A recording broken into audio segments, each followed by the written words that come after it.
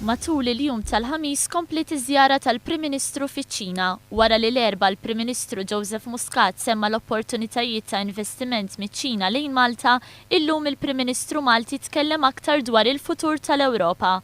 Kien propju waqt it-tieni sessjoni tal-Forum Ekonomiku Dinji f'Daljan iċ-Ċina li l-Prim Ministru Joseph Muscat esprima l-fiduċja tiegħu fiż-żona Ewro. Il-Prim Ministru Muscat stqarr li bit-tmexxija soda u li tħares il-qudiem jista' jkun hemm futur sabiħ għall-Ewropa. Joseph Muscat insista li l-munita Ewro ser tibqa' fis-seħħ mhux kif irrappurtat f'mezzi tax-xandir internazzjonali b'mod speċjali fl-Asja.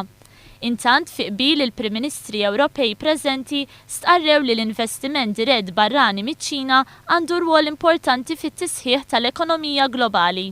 Huma ddikjaraw ukoll li l-Ewropa tista' tipprovdi opportunità b'saħħitha għall-investiment Ċiniż.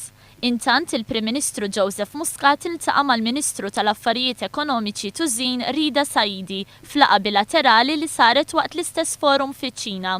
Il-Prim Ministru Malti u l-Ministru Tunezin iddiskutew diversi suġġetti ta' interess bejn iż-żewġ pajjiżi, fosthom dawk ta' opportunitajiet ta' negozju u kummerċ.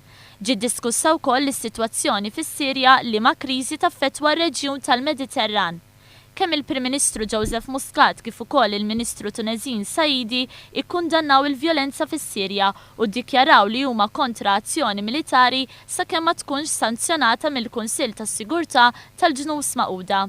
Jakkumpanjaw lill-Prim Ministru Joseph Muscat fi żjara tiegħu fiċ-Ċina hemm id-Deputat Prim Ministru Louis Grech kif ukoll il-Wip tal-Grupp Parlamentari Carmelo Abela u ċ-Chairman tal-Malta Enterprise Mario Vella.